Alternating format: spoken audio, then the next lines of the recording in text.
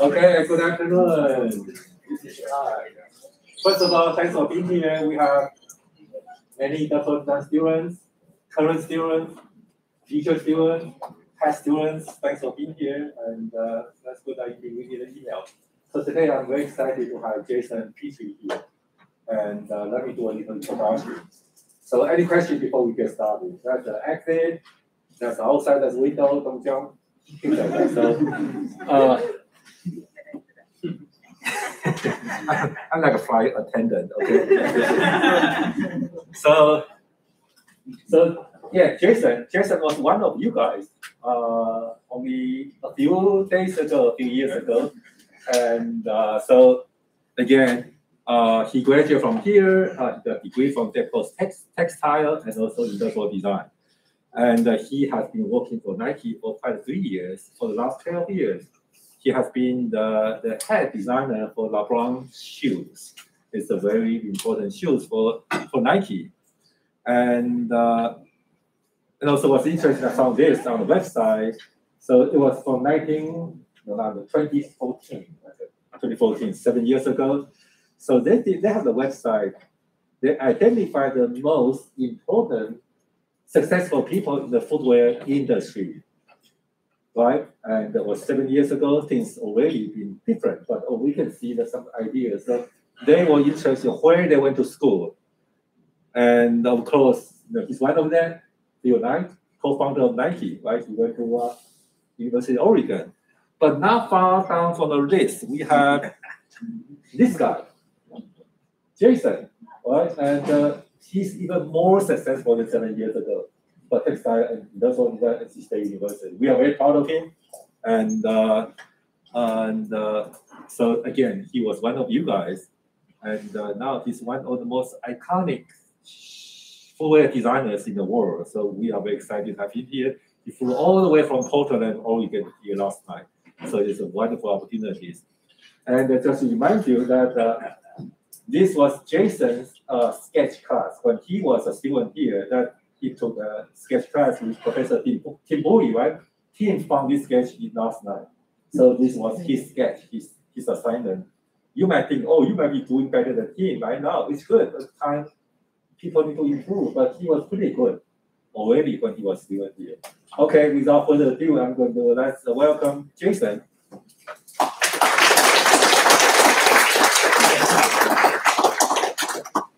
Thank you very much. I appreciate that. You're too kind.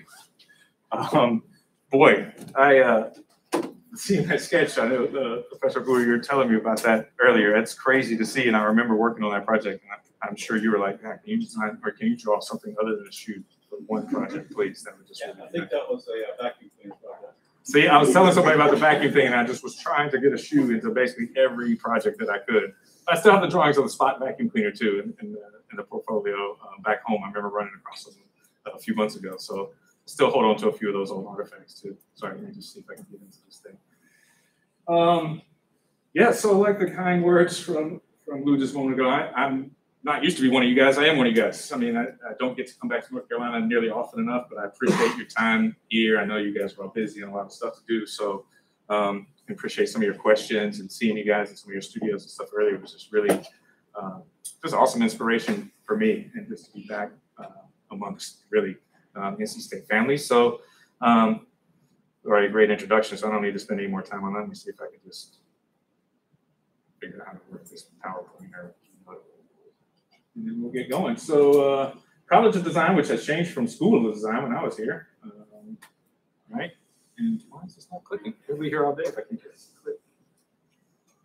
It's embarrassing. We have that problem all the time. I mean, this is like a huge, like the same thing in my neck of the woods. It's like you get everything ready, and then when it's time to go, tech fail, which is exactly what's happening. Doesn't work. I don't even know what's happening. I've had zero issues with this whatsoever. No, it's not working at all. Oh my gosh, guys, I'm so sorry. I'm getting the red spinning balls. I'm good. We'll wait. Sam. It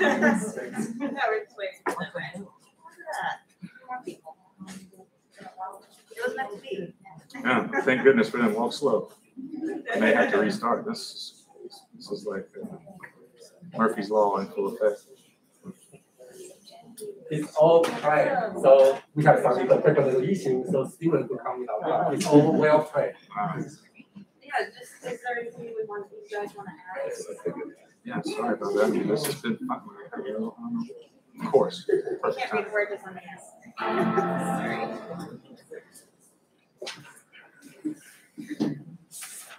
What did you do?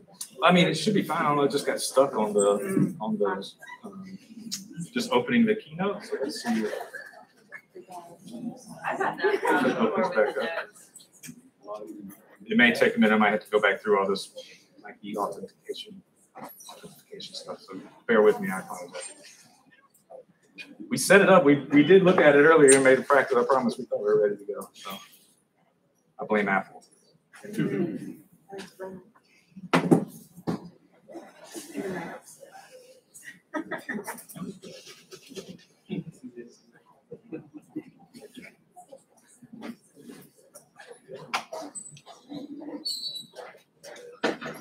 been over at the College of Textiles recently? I have not been there in the last, I think last time I was over there was like 2016 or so. But I mean, the difference. It's not that different. When I went over right after the new library was built, you know, and it was just Oh, Centennial is blue. insane. And they always said it would, you know, like this is going to be bigger than the regular campus, this, that, and everything. And they were right. Yeah, but College of Textiles is still, from what I could gather, it's still the same. I definitely appreciate them, and we've been doing we've done a lot of work with them in recent years. So hopefully they keep growing and letting us keep collaborating with them. It's been awesome. Have you guys been doing the senior design class? No, we just because of the knitting facilities and a lot of just their textile innovation, you know, there was just a lot of things that they were doing that was kind of right in line with how we were thinking and really pushing the bar forward on those manufacturing techniques and just learning things like card machines or whatever. And obviously, School of Textiles experts in that have been for so long that we just bringing in that expertise really just helped us get there in the end. Okay. Yes, I did. I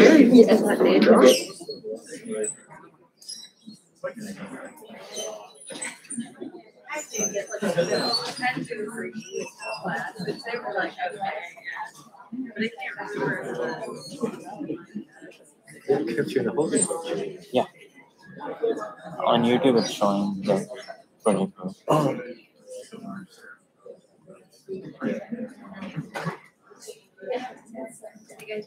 Yeah, if one fails, we have the other. I didn't say that. I started working.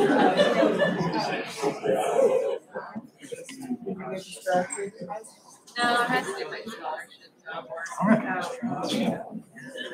That's a valid reason. Yeah.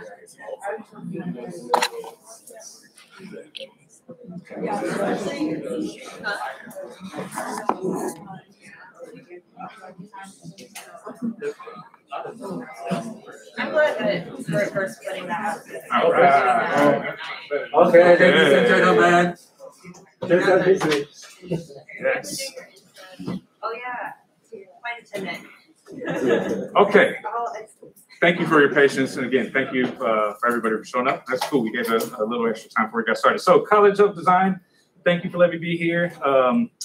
My name is Jason Petrie, class of 1998 for undergrad, which is an eternity ago, clearly. But I work at Nike in Nike basketball. I've been there since 2003. I've been in basketball the whole time, mainly because that's what I always wanted to do as far as I had no interest in running shoes or aerobic shoes. I always just wanted to do basketball. And luckily, I've been fortunate enough to kind of follow that through my career at Nike. But it was kind of a long journey, a fun journey, and a little bit of a different journey. So hopefully I can share a little bit of that with you guys today, along with a couple of, I'm not going to say insights, but just maybe lessons and little tidbits that I've learned along the way that have helped me out, and maybe could be something that you can bring into your experience, and maybe it's something to do or something not to do. You decide. But I grew up in Charlotte, North Carolina. Used to just basically doodle shoes on the side of every page I could, or doodle, a wars scene or helicopters or whatever, until I saw this thing. And I was in 7th grade, and I had no exposure to any kind of really culture. You're just a kid going to junior high school. Some cool upperclassmen had on these with a full, kit to go with them, matching and stuff as we did back in the day. And my head exploded. Like everything changed that day, and seeing like just the whole thing come together, from the technical beauty of this shoe. Still my favorite shoe of all time is Air Trainer 3 SC in the medicine ball colorway, designed for Bo Jackson. I know you guys probably made on any of that stuff, but this thing changed my life. Because that day, and I tell people this all the time, it's a little bit of a distortion of the truth, but I did start drawing shoes in Mr. Moore's class in 6th period that day that I saw those. And it hasn't been every day since, but I've sketched a shoe pretty close to every day since then in one way or another. So, being on the lookout for signals and not being afraid to be inspired by things, even if it's something as dumb as a shoe, I think is a lesson I learned early on, and have built a career around Tommy's outfit that day, which he has no idea who I am or what happened, but I could, if I could draw well enough, I could draw his whole drip that day, and it really affected me. And I feel like what pulled me into that world was the ability to touch people in the same way that not only Tommy and his wearing of that shoe did at the moment, but what so many athletes and moments have done since then, whether, growing up with Michael Jordan, and now with LeBron, and all just the various things that have happened between them. You really have the opportunity to touch and move culture, which was something that was like just really attractive to me at the time. But it was still kind of ethereal. He had the shoes, this cool kid, money. I had no idea how am I going to get one of those shoes or make one of those shoes. Like I couldn't get them, so I started drawing that day basically. Because I knew there was no way, my mom's in the audience, there's no way I was going home and asking her for a pair of $100 shoes, because I would have no place to live after that. But she did come through Christmas 1988, and I think you can see the text right there says you can see my face. I'm not going to read it, but I think the eyes say everything about what that moment meant to me, and that's when it really became real, because the summer prior to that, I sold my entire G.I. Joe collection for $65 and went down to a local shoe store and bought a pair of Nikes and wore them to death, and probably begged and pleaded for these for an entire year before they became a surprise on Christmas morning. And being able to put those on my feet and feel the feeling that I had been kind of aspiring to feel since seeing those Air Trainers really was a paradigm shift for me, and also culture.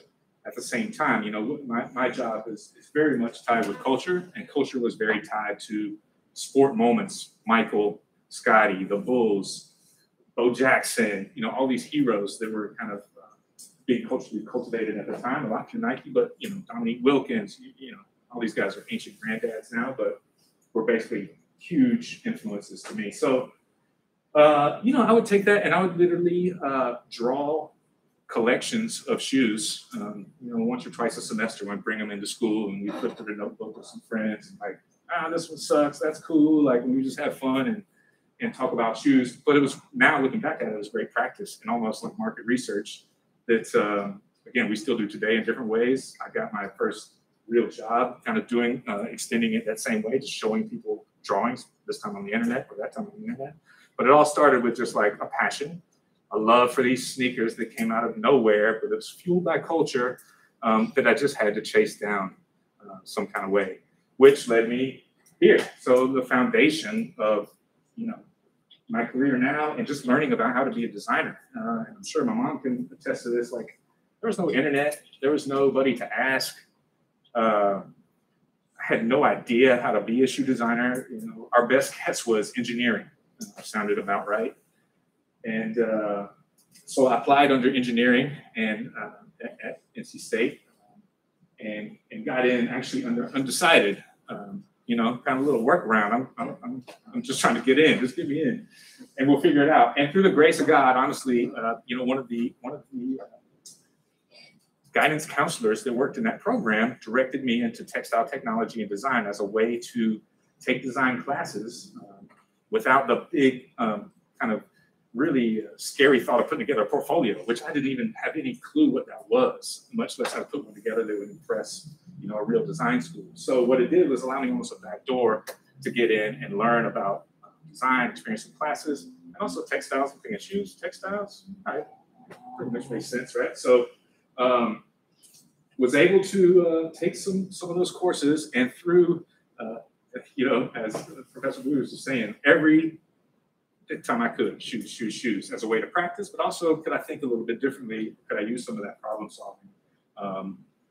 I don't know, to create a new shoe instead of just sketching a little something for my friends. How can we apply this really technical, advanced knowledge into making products? So through one of those classes, one of the professors, her name was Sherry. I hate that I don't remember her last name now, but she was my one-on-one teacher. And she had worked at Rollerblade at some point in her career, and she saw me drawing shoes for every project, and was eventually like, my guy, I know you love shoes. Clearly, that's what you want. Let me hook you up. Let me put you in contact with a friend of mine who works over at Converse, because clearly you're not going to let this go. So I'm going to try to help you out. And, I think we all, as you go through life and career, whatever you want to say, these little moments that maybe might not seem like much can turn into these huge deals that really change everything, much like that little brown shoe. Her directed me to Dave Stender at Converse, got me an internship that really, again, another huge phase change. So the first thing that I always like to tell young designers is be an intern. Like, if you get paid, which I did, is awesome. If you don't get paid, cool still. It's all about the experience, because what that internship did, I went to Converse right after graduating undergrad, and it was automatically like, oh my God, like this is how you do that. This is how you can apply that skill. This is what they were talking about. And at the same time, you're mixing it with stuff you love. You're learning from real professionals. So much so that it made me realize I didn't know what the heck I was doing. I needed to go back to school to maybe learn a little bit more about how I could advance those skills to keep up. But I think being able to come back to school with that mindset leveled up not only my skills, but my confidence. I mean, you just learn so much. So if you guys get an opportunity to be an intern, or just to like a co-op, or being able to learn from in a professional environment, or the corporate, or just, a place where you can even just practice that skill in a real setting, I mean, it's invaluable, at least in my experience, something I highly recommend. And it's also a great way to just get a job, because, a lot of times those internships will transition into work right after that, because they're going to need you.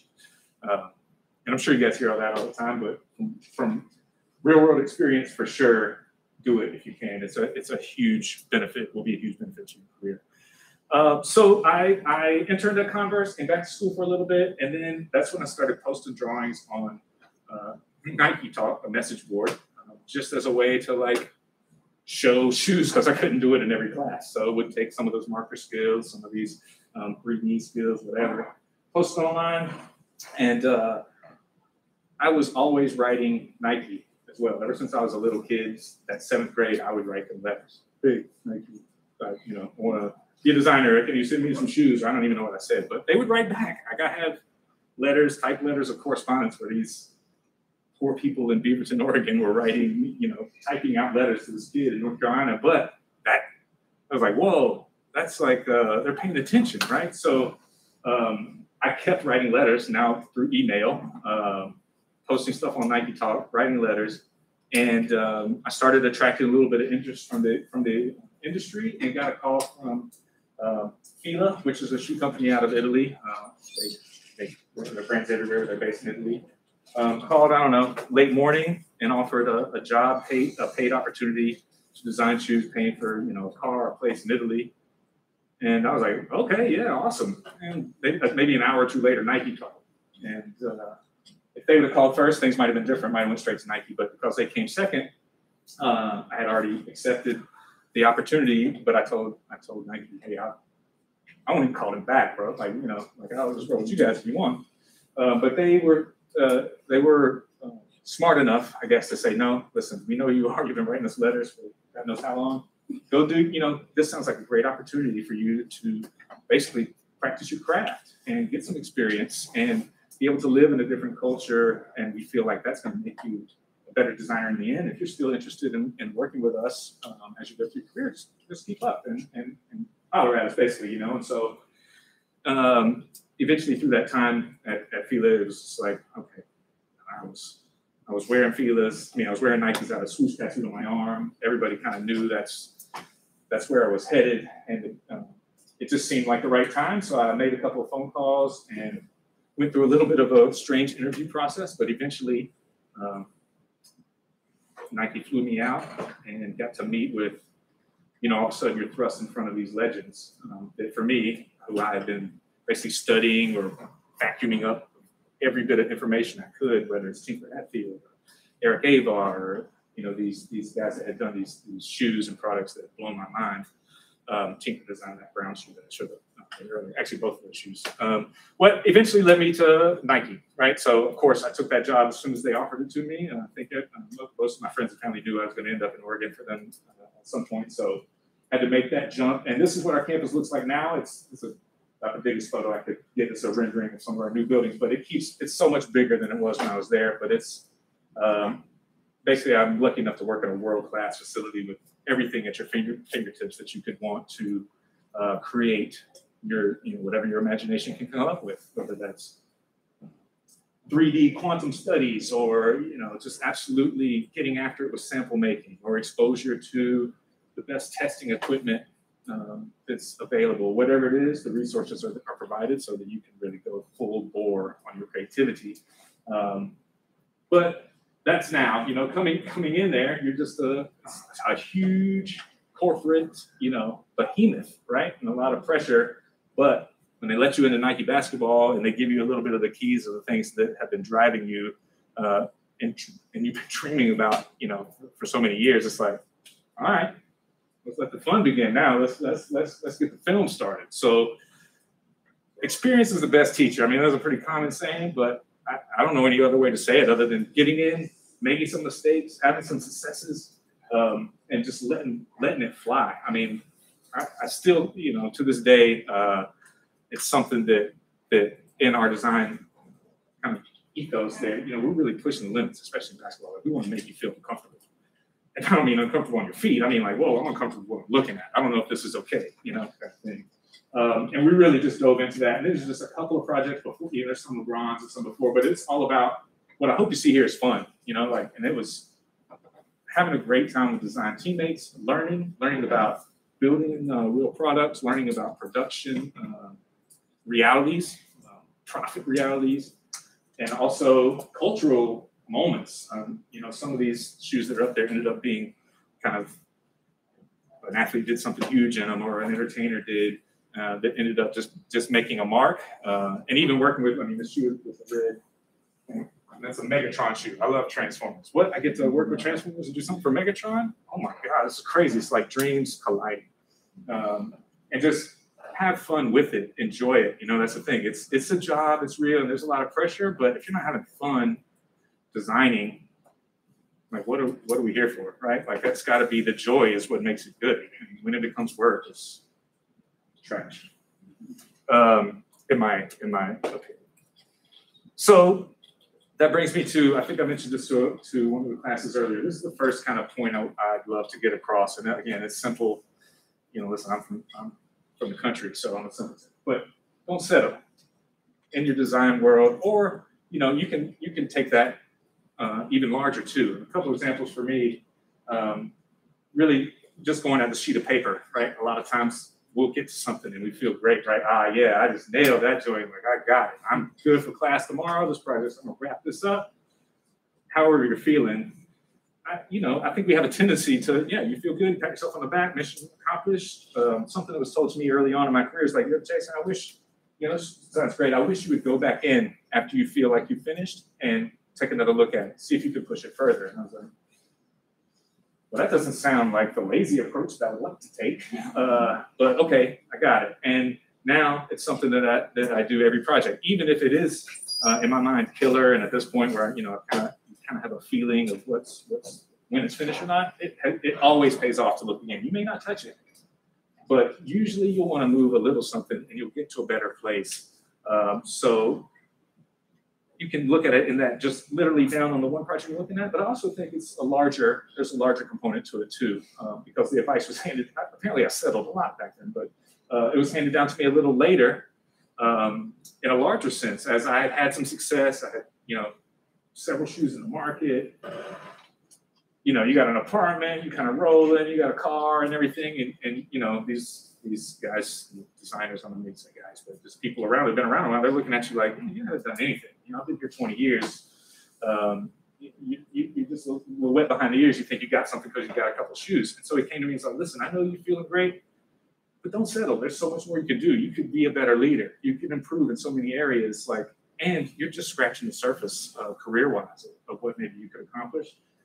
And it's like, yeah, you know, like it's cool to, you know, we want to enjoy it, but it's like, don't, I guess, you spend too much time on your laurels or feeling like you really accomplished it or mastered it, you're probably missing an opportunity to further both your knowledge, your experience, or just the product that you're trying to, the product or the expression that you're trying to build. So a simple thing, but you know, in the back of your mind, I think for me, the most daily application of this is just looking at that project and like, I think I'm done, but you know what, I'm gonna go to sleep or I'm gonna go away for a couple of days, whatever it is that you need to do to take a break so that when you look at it again, you're like, you see it differently. And sometimes it's seeing it as, you know, a pile of trash, and sometimes it's like, oh, if I just move this here, this is going to move it, you know, to a whole different level. So, you know, take it for what it's worth, but it's always good to push beyond when you think you're done, even if it's just for a tiny little bit. But because of that not settling with doing inline, what we call inline, which, you know, is kind of your traditional, you know, everyday kicks. I don't know, you know, a lot of stuff we do is inline, but you know, you transition from $80 to $90 to $100. So all of a sudden now there's business counting on you, right? And the more that they can count on you, the more they will heap on you, and more responsibility, which is a good thing. I mean, that's, if you want to have your vision out there, the more resources and people you can get behind it to make that happen is usually a good thing. So because of that, it led to being able to work with this guy. Mr. James, and I thought I would take you through the process of a couple of shoes I've made for him and just talk about that. And then we can, you know, we can just have some questions or whatever you guys want to do, have a little discussion after that. But I think by pushing myself, by continuing to raise the bar and work with the team in new ways, incorporate the team, it led to the opportunity to design the LeBron 7, which was the first shoe I worked with LeBron on. This is the LeBron 8. And so to talk a little bit about the process here, you know, you can see up there transformation, which was the story for this shoe and kind of the brief. And that came from the athlete.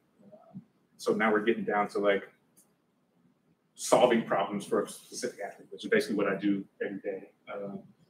And so when he talks about transformation, you're like, okay, there's a million things you can do with that, right?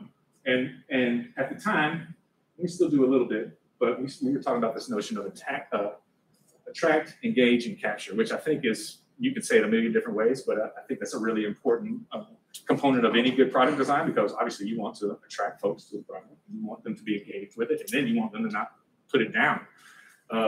So that's, you know, in this case, we were thinking of it as the 50-yard read, you know, getting up on it and then holding it in your hand, putting it on the shoes.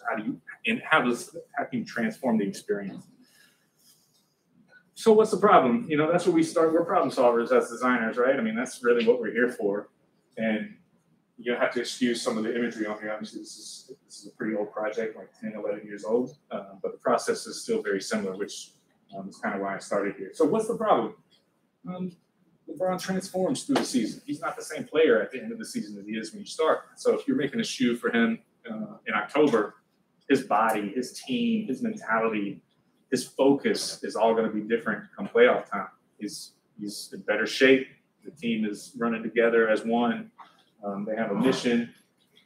And from him, his insight was, man, playoffs, all the bright lights are on me. I want it to be the craziest thing you can make so that I can show it off, but it also has to be the craziest performance. So we looked at like, how does his body and his game evolve through the season, and how can we evolve the shoe with it? So what you see here is attract, engage, capture. LeBron's obviously, he's the lion, so that's why he's the lion.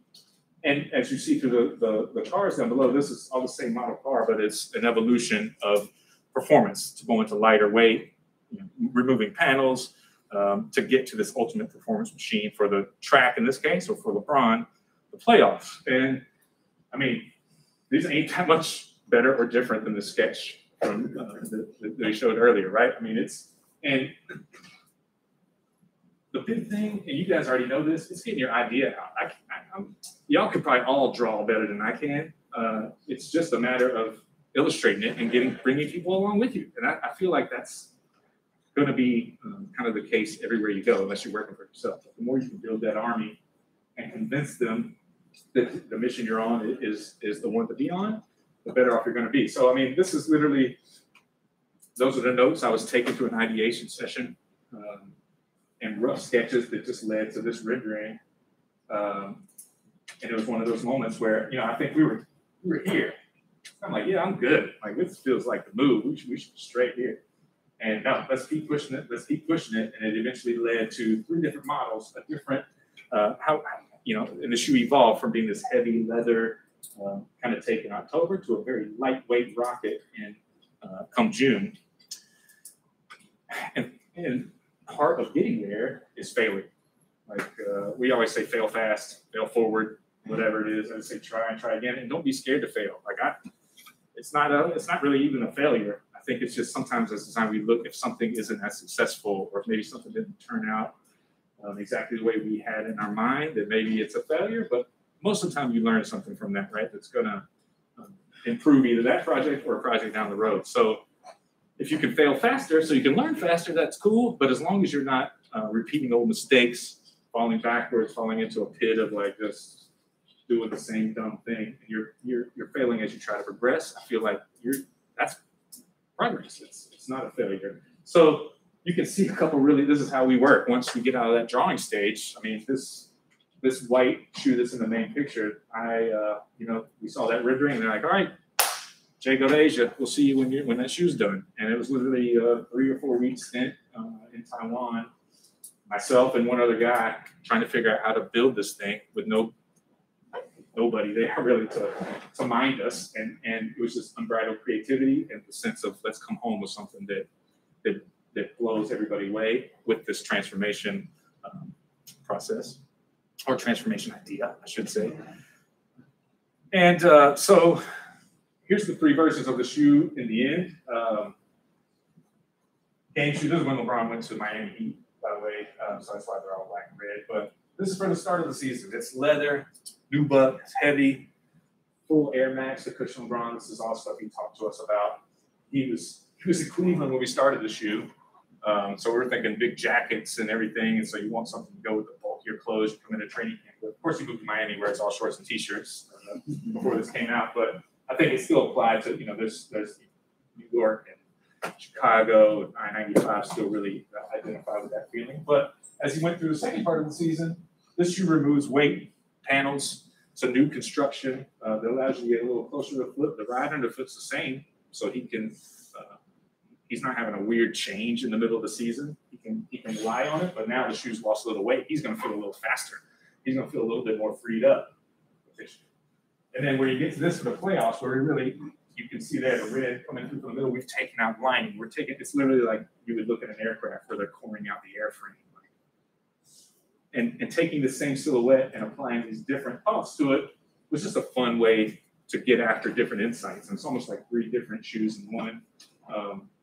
But the process of working through sketch, through sampling, through working with an athlete, through final revisions and final product was something that we really pushed the boundaries on, and ended up being this, which is the South Beach LeBron 8 turned out to be kind of a cultural earthquake, I guess, and really something that led our brand to a whole different way of thinking about releasing shoes, what we bring to market, and also how we color them. Obviously, this is very bright, very Miami. But we proposed the shoe at the very beginning of the process in this a very similar color, I think red instead of pink. And everybody was scared to death. You could never make a basketball shoe in teal. Like, what are you thinking? Like, we'll never sell that thing. But come like 8 months later, LeBron's gone to Miami. Things have changed a little bit. We frame it up with a little pink and the Miami Vice thing and throw it up, and it becomes the hottest thing in the world at the time, at least for us. So it's, you know, you never know how you're going to get there. Even there's mistakes in material on the shoe, like the factory messed up, put the wrong material on for production. Hey, it looks cool. Let's just leave it, you know. And who knows what would have happened if we would have kept the material that we intended. So being open to both other experts and whether it's the guy living in help in Taiwan or the color team who's got this feeling that this color is going to be it. Trust us. You know, it takes a village, and if you think you can do it yourself, maybe you can, but you can probably do it better with a team that's behind you and on the same mission. And hopefully you have the opportunity to create moments like this. For this in my career really allowed me to do a lot of other things and continue to grow and take on bigger projects and have the confidence of the brand that we can take on this LeBron business and carry it and do things to where we're really serving the athlete and the consumer and delighting them, which is what we always say, surprise and delight. It's just like a kid when they get a new toy, you know, like I'm still like that when I get a pair of shoes, but you want to make sure everybody feels like that. Like, oh my God, this is the greatest thing ever. And so imagine wild success. This is a little bit of the results of the, you know, what went on that year when he wore the shoe, whether it's playoff battles with D Rose, destroying the Lakers on Christmas Day, rest in peace, and great Kobe. And even Kevin Durant wearing the shoe because it crossed over and it meant something to so many people. But imagine wild success is something that our design director told us at the beginning of, you know, kind of this product cycle. And us as a team, we kind of joked at first, imagine wild success, what do you think we're doing?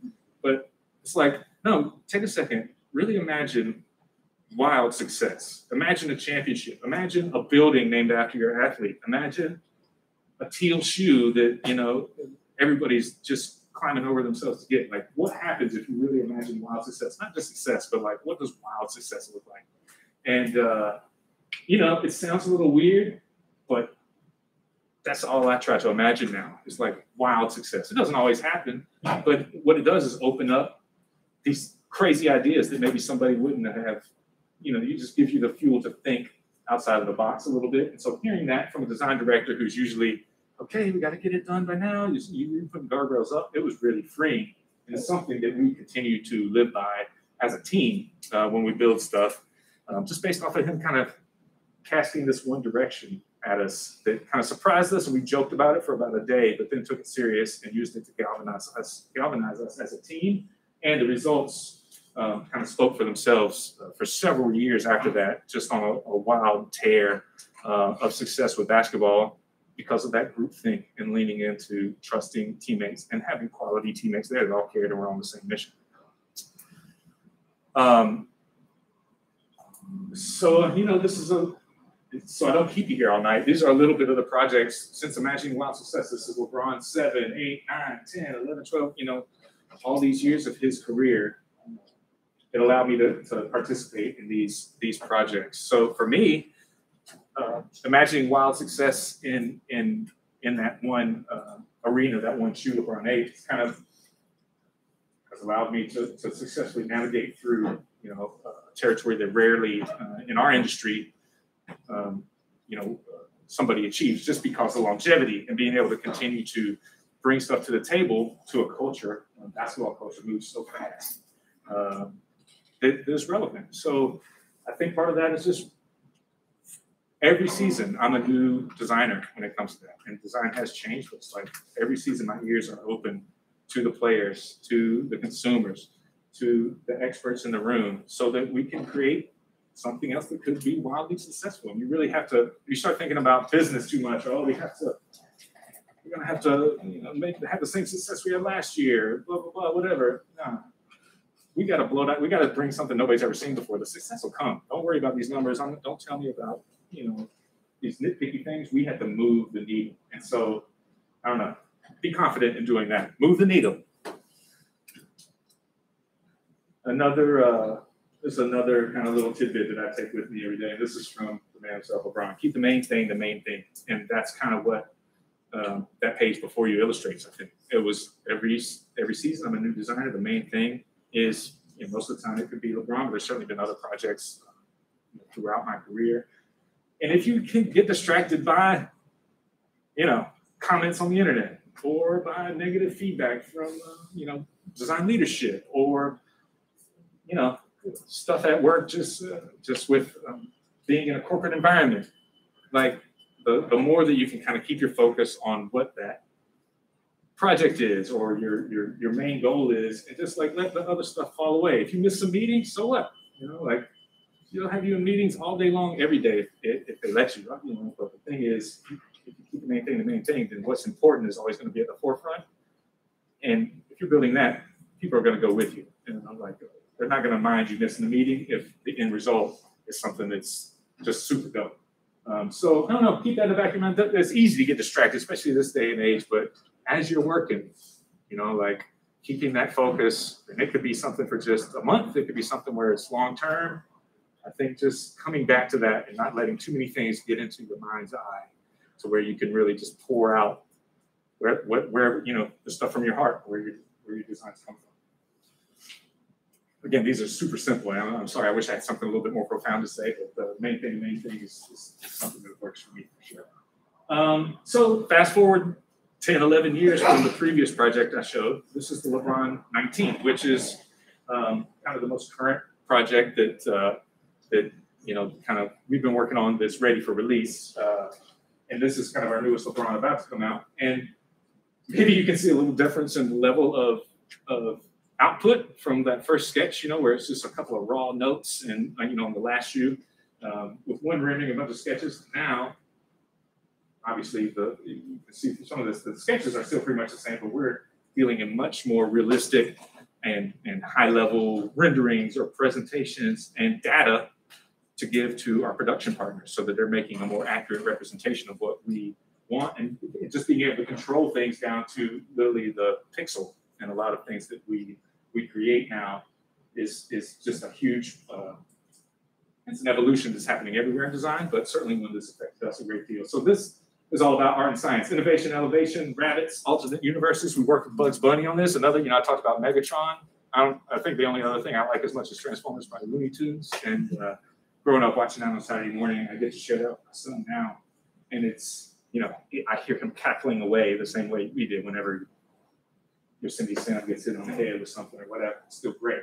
But being able to work with the studio for Space Jam really allowed us to work in an alternate universe. This shoe had to exist in the serververse in a movie before it was ever going to exist in anybody's hands, including LeBron. So what does it mean in that world, and how can we bring that from the screen to your feet? And for us, it's like we want to bring it, like we don't want one cartoon one and one in the real world. It should be the same. So combining art and science is something we do all the time. You know, innovation with a little bit of that style is kind of a lot of the bread and butter in the fashion industry or in footwear industry. When you start bringing in all these other, you know, entertainment influences and everything, it just becomes a much more fun and interesting ride. And it helped us create differently. So creating with different partners took us further, right? So just a little bit more insight to how we'll make it these days. You know, back when I was making 8, I wasn't getting images. I was getting some lions chasing down some prey. Now we're really like looking at form direction, material direction, color direction, graphic user direction, and spending time as a design team, you know, years out ahead of the product. I mean, I started on the tech for this shoe and it was about 3.5 years ago. And so it gives you time to mine it, you get together, you all come together. Like these were, you know, I didn't pick these out. These were all kind of decided as a team and how we were going to go about it because they were inspirational. And the teams rallied around it. So really bringing in that village because you need it. I wouldn't have come up with that stuff by myself, you know, like because of their expertise in the arena, they were able to bring this valuable information to the group that we could all work on together to spin new products, right? Or new expressions. So this goes back to the other page a little bit more. And again, I just wanted to show you guys a little bit of the texture of how it doesn't have to be a super clean, dialed-in rendering every time, right? It can be, it's just getting your idea and your thoughts out. This is just me thinking on a page. And this is, you know, culled down from a ton of sketches that we did and just trying to put some of the more interesting ones on the page. But, you know, things like this, pretty refined, right? As far as the line work goes, but that concept is super raw and early. Like that was 3 or 4 years ago. We had that early and it was like, oh, it's just not right. Go back into it a little bit. What does it need? It's, you know, like push yourself a little bit more. Go back into raw sketching and really pushing the idea of what that innovation could be, combining innovation, that art and science together. It's a big part of the job, storytelling around it. Again, pulling in resources. I didn't come up with that system. I helped with it, but it's like I don't know how to make an airbag. You know, like I'm not a scientist. But we work with the scientists to be able to implement those things. So it's like never would I thought I would have to delve that deep into the technical manufacturing details of containing air in a form, which is very hard to do, by the way. But I could probably do it now based on learning from these folks. So you can bring so much to your experience by just listening to them. And I know engineering and those kind of things are often forces at odds with design and just the way that what their job is versus design. But getting on the same page, everybody's I keep harping on that, but it just makes such a huge difference. And teamwork, I think anywhere you guys go in the future, it's more so now than ever, especially in the design community working as a team. It's really the only way to go. So, a lot of that sketch phase till finally we get to what we call line work, which is the kind of black and white Illustrator drawing you see down there. I'm sure you guys, I guess people still use Illustrator. I know we use it all the time. It's super powerful. It's pretty much the only tool I use, Illustrator and Procreate these days. Thank God for Procreate. I just mean all this, by the way. But basically, once we get to that line art, now, it's a little cleaned up. It's real. We can use it to send out to our partners as far as merchandising, color design, material design. They just have something firm to work off of as they help add their part to the product. Right? And here's just a little bit of the engineering component. Talking about working with these specialists for us. So many really, really crazy smart folks that work on this all day long. But a little look into some of the 3D stuff that this was generated early that we work off of. And I just wanted to illustrate to you guys some of the things you probably are work on projects like this now. You can do this here. For us, this is a huge thing for me to be able to have to work off of because it's real proportions. We know we can produce this. I know what the machines will do. So I know, it just helps to see things a little bit more realistically. We talked earlier about having something 3D in your hand versus 2D. The sooner you can see it 3D, the better off. For me, that's where things really start. Speaking of 3D, we work so closely now with 3D design that it can almost ideate for us in real time from a sketch. Sometimes we'll have these sketch sessions and we're tossing sketches to the 3D designer to really sketch in 3D and pull it out and model for us. So you're not just sketching in 2D anymore. It's really like looking at the real shoe and discovering these new forms as you go along. Whereas 10 years ago, we're literally just trying to hack it out of the sketch on paper. It's just really fast, really fun, really powerful. And what you're looking at there is an exploded view of the shoe, which shows kind of all the technical parts that go under it. And a lot of this is all fueled from LeBron telling us he loves air. And air works for me. The insight always comes from him. The problem we're trying to solve for him is what goes up must come down. LeBron's like, I don't need any help jumping. I just want to know that when I come down, I'm going to be safe, and I'll be able to jump again. So this whole shoe is about making sure that he can come down to the ground and get off the ground again safely and quickly at his size, at his speed, in an everyday NBA scenario. And hopefully, if he can do it for him, we feel like the everyday athlete, it would certainly perform for them. So if he would have told us he liked, plywood, the shoe would look way different, right? So it's not just, it all comes from an insight, solving a problem. Again, getting back to the older slide, like solving a problem for our muse, which in this case is LeBron, or our customer, which in this case is LeBron. So kind of that's what fueled a lot of that work there. So just to kind of look at some of the ideation along the way, as far as in 3D, and this is literally some of what I was talking about. Like we get a sketch, a render done, and working with the 3D team to ideate on how that can come to life. This big basket weave mesh, we see it in 3D. It sounded like a good idea until we saw it in 3D, and you're like, that's not.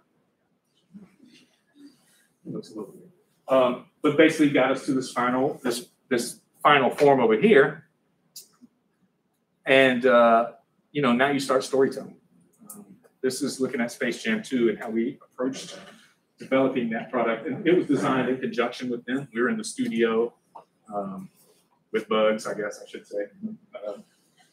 But really looking at scenes from the movie, 2 years in advance, and deciding on colors and how it's going to look on the screen and what that world looks like and how that shoe could exist in that world. So you're seeing a lot of things really drawn up. It's high, crazy colors, it's almost alien looking. But when you see it in the Toon world, it almost looks like it belongs there. So how does that translate? How does it link up? And this is working back and forth with Bugs and his team and really a new way of creating. I mean, we must have done hundreds with the color design team of that. What does this yellow and blue, how does it vibrate the right way? How does it look right with the uniform? Putting it up on screen, working with the director to make that come to life for just a few seconds, you know, but in the end, it drove the whole form, the whole color, and a lot of the storytelling of the shoe when it all came down to it. So a couple of shots of the actual product, and then I got a little something that maybe could replace the spinning shoe in the hallway. This is the actual finished shoe. So, you know, being able to bring something to life from those, I feel like it looks a lot like those early drawings, right? We were able to kind of stick to it and pull it out of Space Jam into, obviously that exists in the Toonverse, but this is much more at home on a basketball court, you know, something, or, you know, just in somebody's collection. But I'll leave this up here. You guys are welcome to take a look at it. I'll certainly leave them with you. But you know, this is kind of what I'm doing now, and it's all because of basically my, I think, last side, which is passion. And you've heard it said a million ways, whether it's, you know, dream big or follow your dreams or whatever. And I can say that that's all very true. But ultimately, when I'm in my studio in the middle of the night trying to figure out a problem, I don't hate it because of the passion, because I found something early on that, you know, find something you love and do that for a living, and then it's never worked, right? You've heard that saying. If you can find that passion and come back to that passion, it fuels the not settling. It fuels looking at the page one more time. It fuels the reason to keep the main thing the main thing. It brings you back. It propels you forward. It keeps you humble. And it just, you know, for me, it always, you can easily get caught in the trappings of success, right? And flying around the world and hanging, you know, front row seats at a game and nice dinners or, you know, whatever it is. Really, ultimately, for me, it's pulling that shoe out of the box, whether it's for myself or for my kid, or seeing somebody post a video online, even have somebody roasted, which happens all the time. I get roasted like 50% of the time, and then I get killed. But it's funny, you know, it's cool because it's interaction, and it's love it or hate it. No, everybody's going to love everything you do, and that's all right. You know, like for me, if I can get 50% of the people hate it and 50% of the people who love it, that's like perfect, because that discourse, that tension, you know, that's how you know you're kind of moving the needle. If everybody loves it, you know, I don't know. It kind of depends on where you're at. But if I show something and everybody's liking it, or somebody with the wrong kind of pants is liking it, I'm like, I don't know. We need to change something, man. I don't know.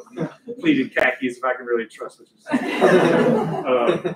But ultimately, you know, and I'm kind of known for this too, because I am a little bit of a heart on my sleeve guy, and I've had a few times where passion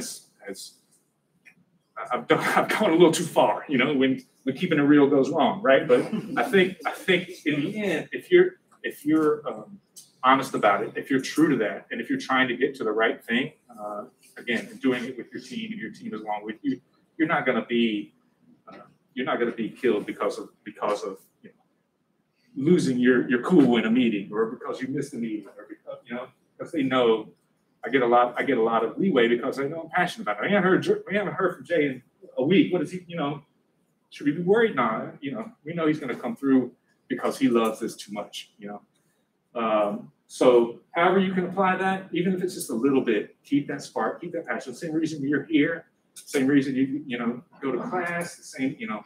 I know a lot of you, a few of you I spoke to have thoughts about your own business already and like wanted to do these crazy, amazing things, like don't be afraid to do it. Don't let anybody tell you can't do it. All that sounds cliche, but I mean, there's so many times along the way, like, I don't know, Jason. I don't think that's really the way it goes. I'm like, well, we're going to go that way and see what happens, And a lot of times, again, if your heart is pure and the intent is not to, the intent is good. And I always say, find the truth in the shoe. Find the truth in what it is you're doing, whether that's solving that problem, creating something completely new nobody's ever seen before. But to me, that wraps up the whole thing. If you're finding the truth in the shoe, you're getting rid of, you're on the main thing. You're following your passion. You're failing forward. You're doing everything you can to uncover that jewel that's hidden under all that BS, right? Whatever you want to call it. So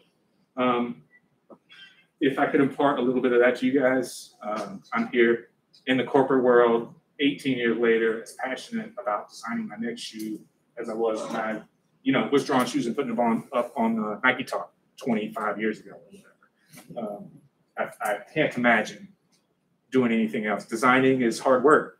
It's fun, but it's challenging. So you need as much extra fuel as you can get. You've got it already because you're here. So don't be afraid to tap into it, lean into it, and let it guide you. But don't let it go wrong. Like I've been. I told these guys earlier, I got fired from my internship at Converse because I was passionate. I'm in there yelling and cursing and like, what the hell are y'all doing? Meanwhile, I'm an intern, so they're of course like, you get load of this guy?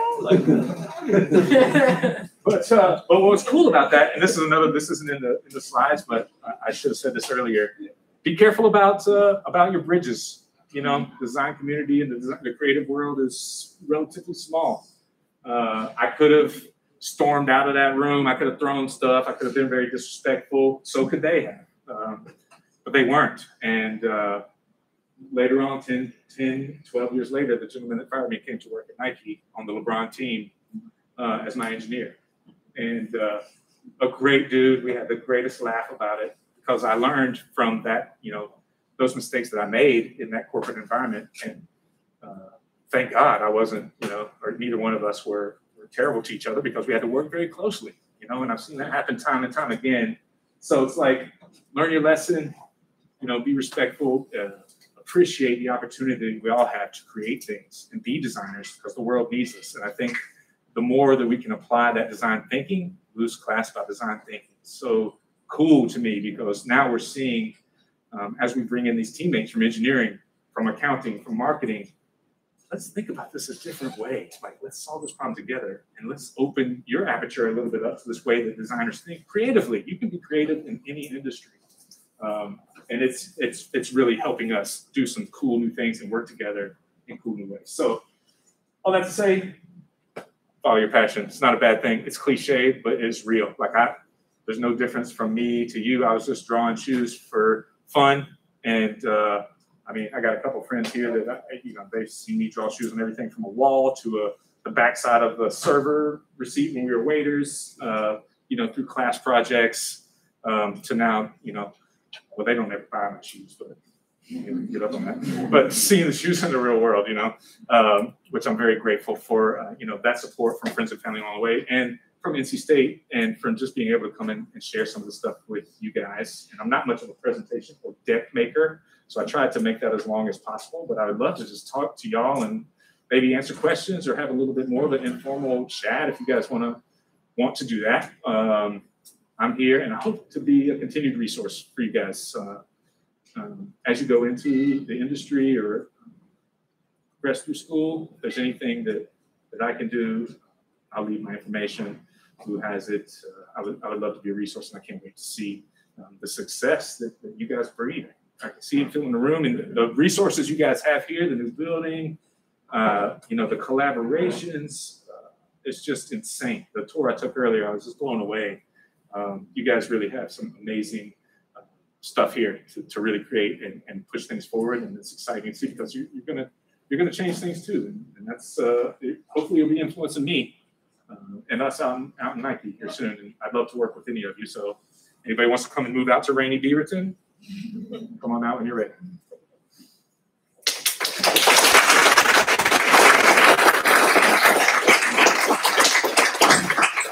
Yeah, question.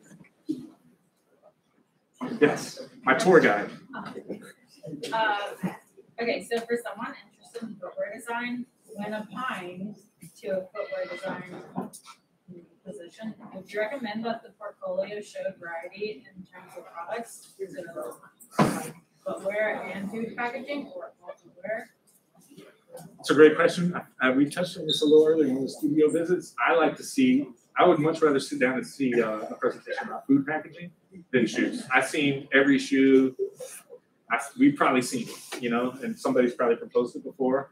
I'm down to see a new one. I love shoes, but I think where you really will capture, if you're whatever industry it is, if you're showing something different than what they make, they're gonna show your breadth, your experience, and you may want to show one shoe to just show you kind of can do it, but the more we just want to see how you think, and I've seen that every way from songs to just random sketches to poems to Instagram posts that led people to Nike. So I think diversity and that kind of thing is definitely the way.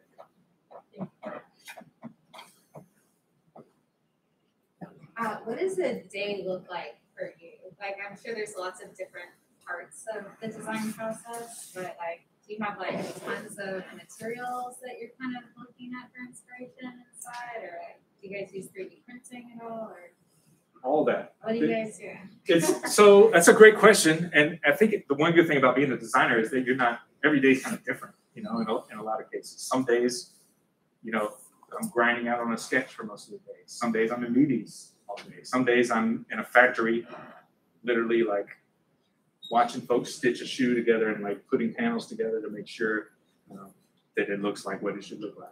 And you're really in there sweating and working machines and trying to figure it out as a group. And sometimes you're hanging out, just vibing, having some food and talking about sports or whatever it is. And we definitely, some days it's in the materials library, or some days it's working as a group in the studio.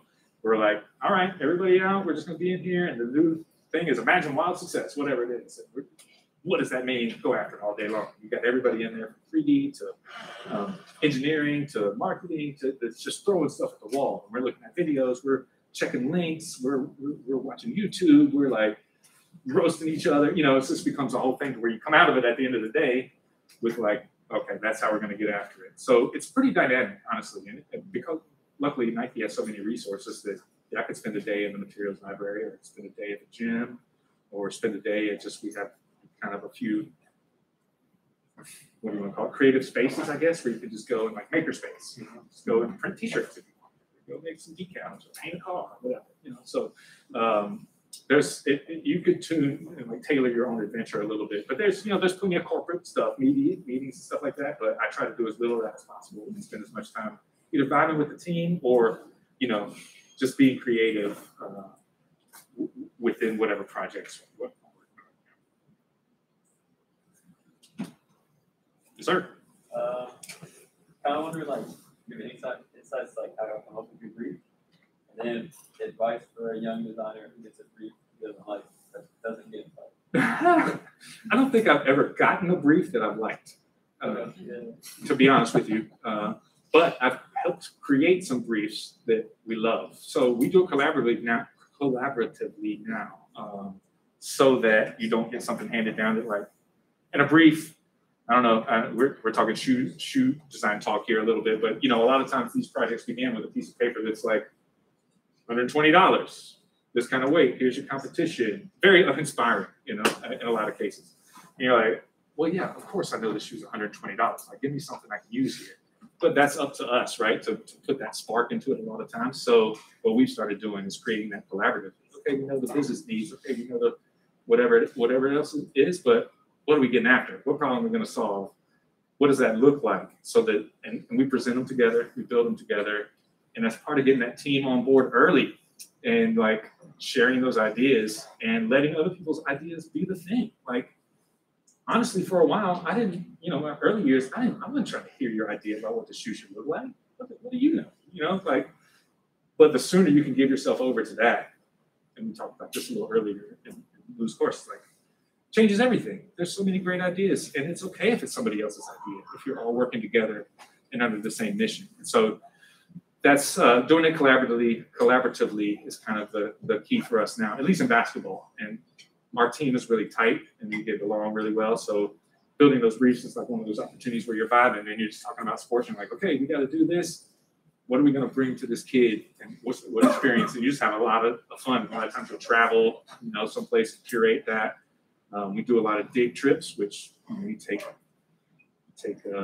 somebody from each part of the process, and you all go together to New York, and you're there for a week shopping and eating, shop owners and eating and, on your feet all day together, so that when you come back, man, you've been in the trenches all week. You're ready to ride or die with this team and the vision that you've been talking about all week, and that makes things so much easier. So I don't know.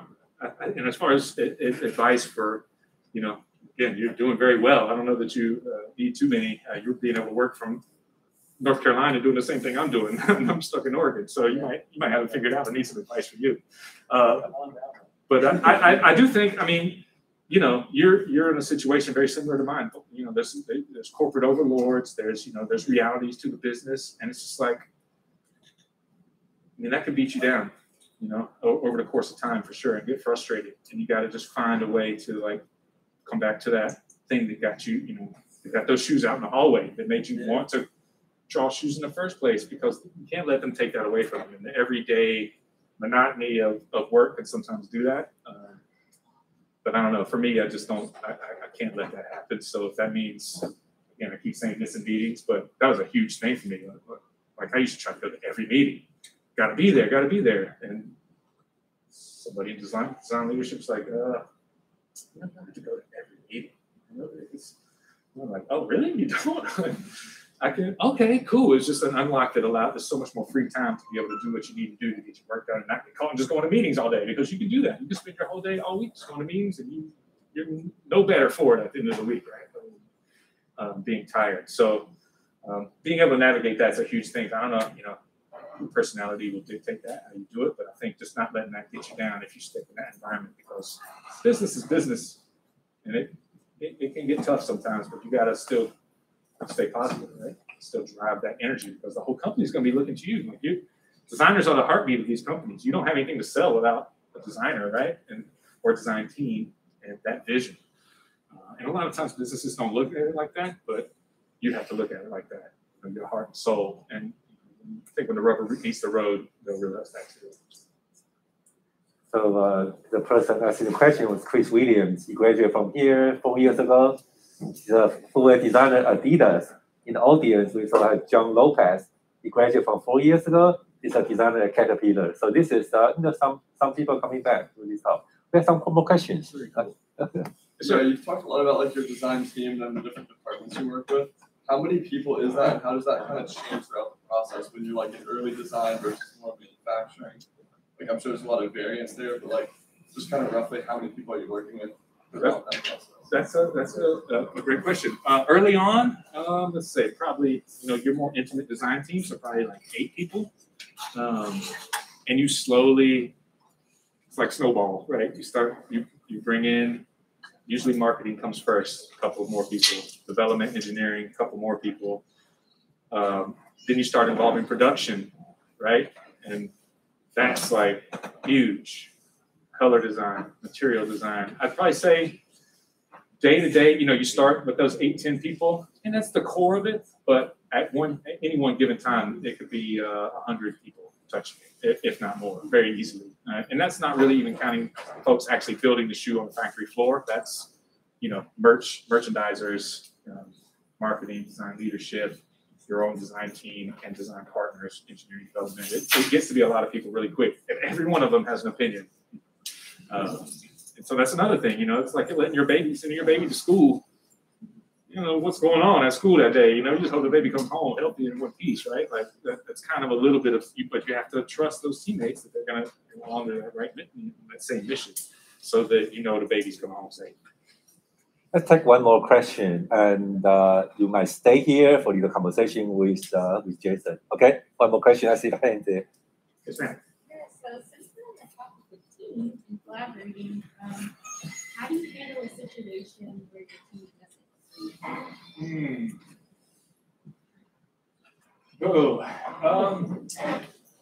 You know, that's any way I can. I mean, you know, I think what I'm trying to learn to do is really listen better, and not, you know, it's a constant struggle to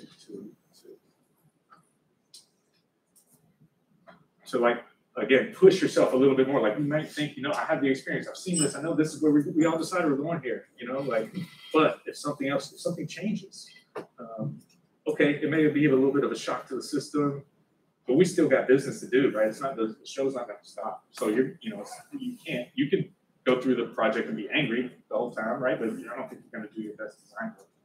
You're not gonna feel good about it. So for me, the quickest thing to do is find a way to right the ship. Like, if it really goes against your vision and you don't feel great about it, then you gotta fight like hell, you know, honestly. And you may win, you may not, but usually, again, if you're coming from the right place and that solution is the one, like, you guys will all get there. But what you can't do is do that on an island. So I always have an ally with me for every project. And usually I will line myself up with whoever, you know, my PLM is, which is product line manager, because they're in the business. They're with all these guys that are counting the beans, right? So they're in, like, yo, this is it. And the bean counters are saying, we can't make that too much. Then he's going to be fighting for me on that front while I'm fighting for it on the design front. Like, you got those, you've got your army out there. You know, you got to bring them along early, and that's really the only way to avoid that. Because if it happens late in the process, and your team isn't, oh my gosh, the struggle is awful. I mean, it's just not a good feeling. And so you just got to right that ship however you can.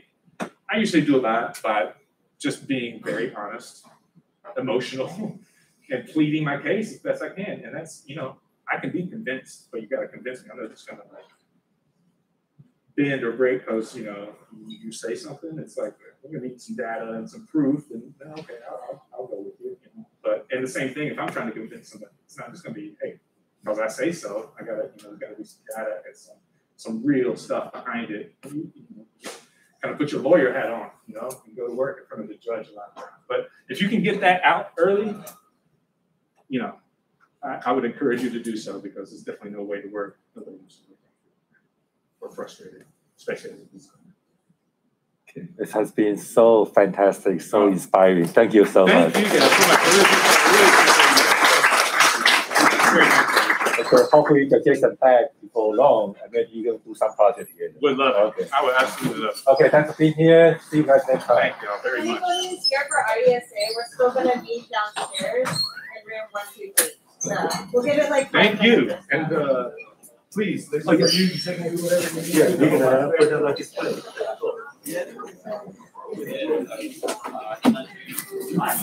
Fabulous, eh? Awesome.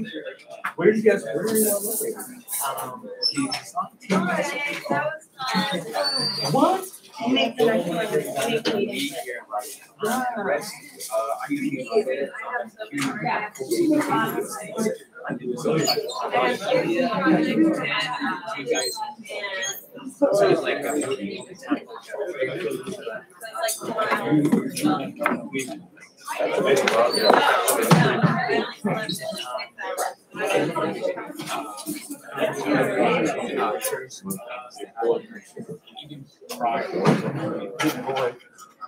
That's a good idea. Well, now it's